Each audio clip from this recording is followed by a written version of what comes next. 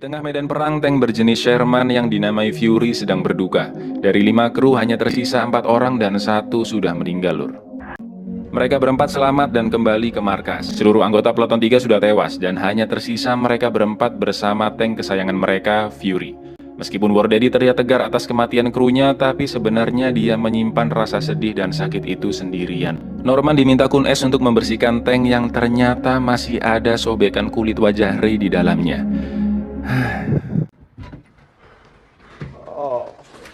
Setelah itu beberapa pasukan termasuk War Daddy dan krunya diberikan misi untuk bertemu dengan Kombi Baker dan selanjutnya menguasai salah satu kota di Jerman. War Daddy meminta Norman belajar menembak dan bersiaga untuk menembak siapapun yang mencurigakan, termasuk warga sipil yang sedang melewati mereka.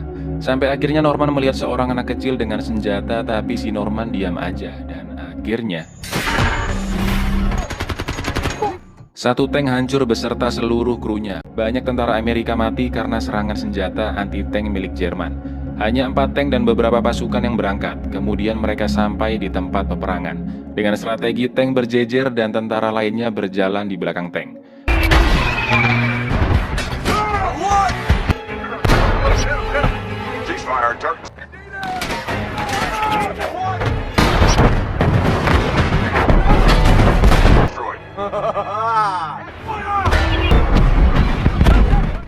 Area lapangan sudah dikuasai dan ada satu orang Nazi yang masih hidup.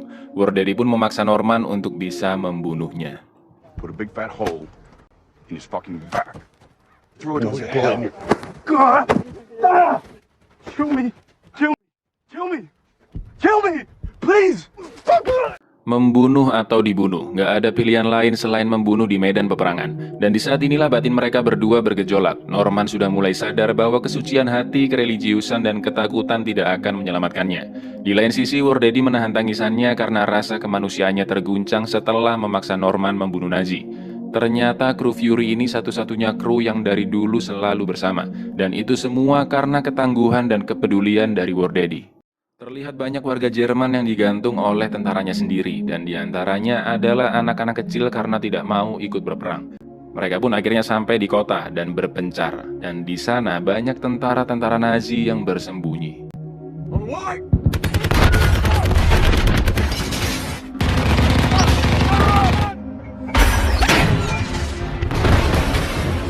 Norman akhirnya sudah memberanikan dirinya untuk menembaki lawan-lawannya.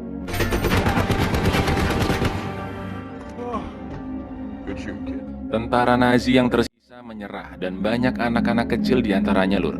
Ada juga salah satu pemimpin yang menjadi dalang banyaknya anak kecil yang digantung tadi.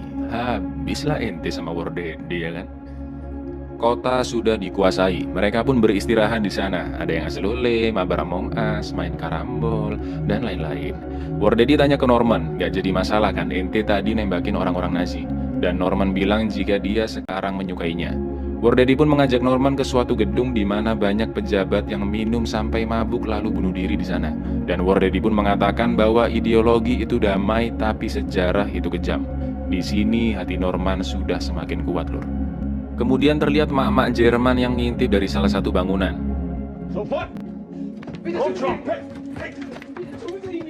Mak-mak ini nyembunyiin sepupunya yang masih gadis bernama Emma agar tidak diapa-apakan oleh tentara Amerika. Aduh Mbak Emma, Mbak Emma.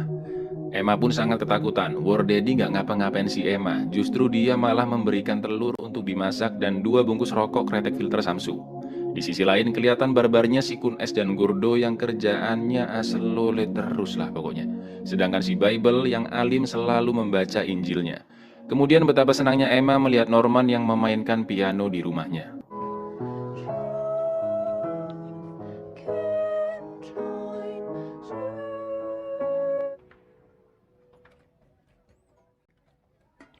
War Daddy bilang, Norm, Emma iki ayu, kalau ente nggak mau buat aku aja, mumpung kalian masih hidup. Wes ayo cepetan.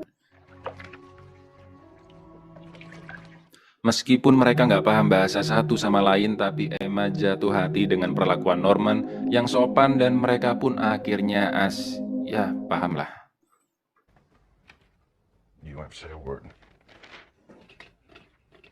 Dan si pengacau barbar Kun S dateng, Lur. Anyone touches the girl to get their teeth kicked in. Hey, how about I fucking kill you right here? Right here? Right here?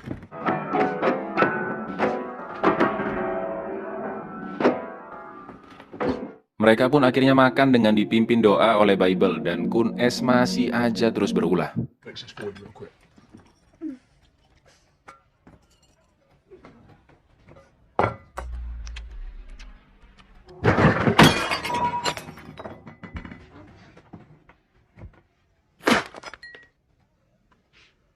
Kemudian mereka dipanggil kapten untuk diberikan misi selanjutnya. Y'all get married? What the fuck y'all doing? Misi selanjutnya adalah untuk mempertahankan persimpangan di bagian barat karena akan banyak tentara Jerman yang melewatinya dan akan membahayakan banyak tentara Amerika di kota. Masalahnya jumlah pasukan nggak diketahui ada berapa lur, dan ketika mereka bersiap untuk berangkat, pesawat Jerman merudali mereka.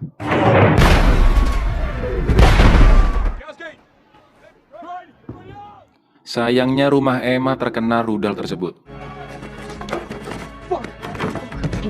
Come on!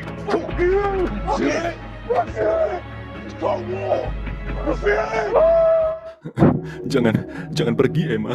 Apa sih, Cang?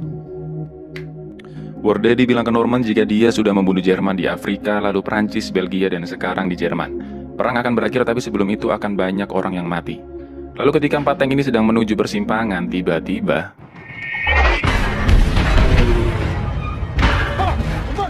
serangan bukan dari senjata anti-tank melainkan dari Tiger, jenis tank paling canggih milik Jerman saat itu.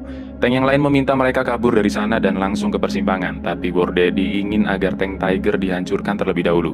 3 tank Sherman melawan 1 tank Tiger yang super kuat dan canggih, lur.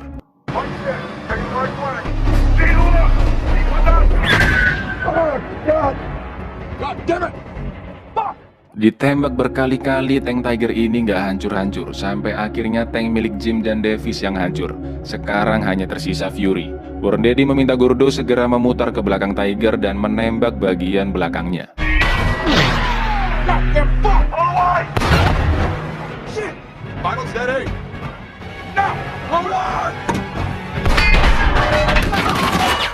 Fuck you!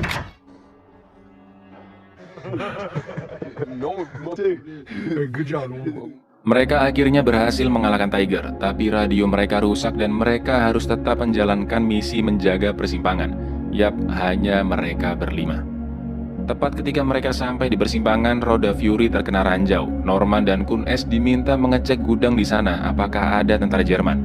Gudang ternyata aman, dan di sini Kun Es meminta maaf ke Norman atas perbuatannya selama ini. I'm sorry. I think you're a good man. Selagi roda dibetulkan, War Daddy meminta Norman berjaga di atas pepohonan bukit seberang untuk memantau keadaan. Tak lama kemudian terdengar sayup-sayup suara di kejauhan.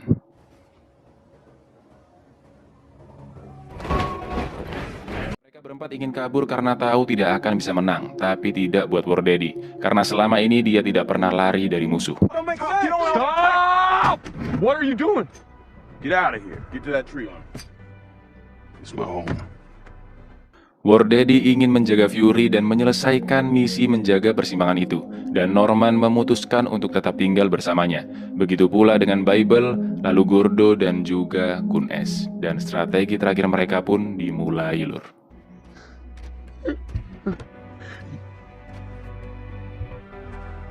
Get us one of the dead crowds. Fury dikamuflasekan seolah-olah sudah menjadi bangkai, dan sebelum pertempuran akhir, mereka berlima memutuskan untuk mabuk, termasuk Bible dan juga Norman. Kata Bible, perang ini pantas untuk dirayakan, dan Norman sekarang mendapatkan julukan perangnya, yaitu Machine. Machine.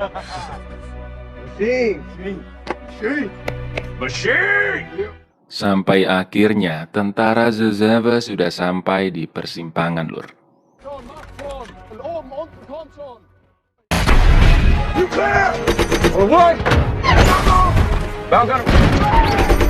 Mesin habis dan harus mengambil cadangannya di luar tank.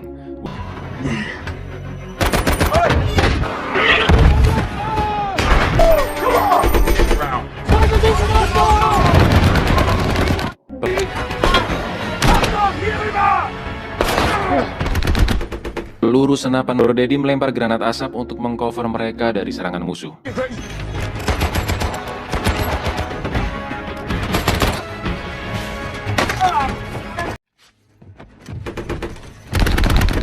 Bible mengobati luka tembak di lengan Wardaddy dan tentara SS mengambil sisa stok senjata penghancur tank. Dan yang terjadi berikutnya,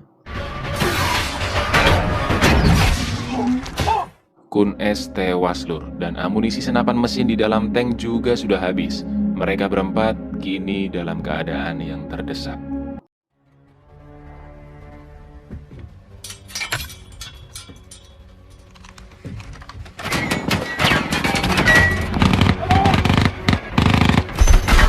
Karena tertembak, granat Gordo jatuh ke dalam tank. Lalu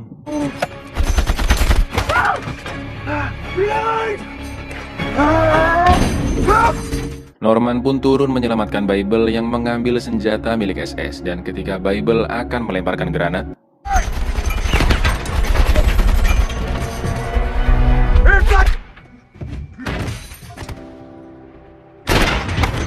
Bible tewas dan Wardaddy terkena tembakan sniper SS yang lagi ngeprawn di kejauhan.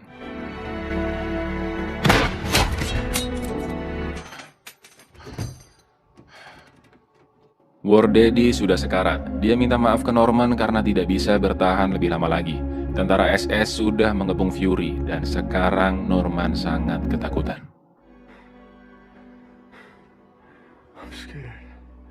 Wardaddy tidak ingin Norman menyerah dan dia meminta Norman untuk kabur melalui lubang palka di bawah tank. Go.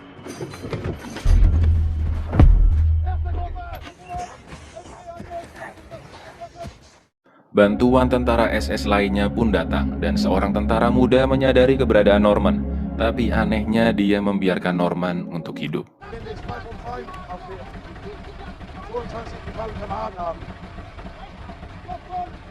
Kenapa Norman dibiarkan hidup? Nanti ada penjelasannya di kesimpulan lur. Hari pun sudah pagi, keadaan sudah aman, dan Norman yang terbangun dari tidurnya langsung menghampiri sersan Wardaddy dan menutupi mayatnya. Kemudian terdengar suara langkah kaki di atas tank yang ternyata One's alive. Norman terselamatkan dan dia terlihat sangat linglung. Seorang tim medis mengatakan jika Norman adalah seorang pahlawan, namun terlihat ekspresi kekecewaan dari Norman terhadap dirinya sendiri yang tidak bertempur sampai titik darah penghabisan. Dan di akhir film diperlihatkan tank Fury di tengah-tengah mayat Nazi yang begitu banyak.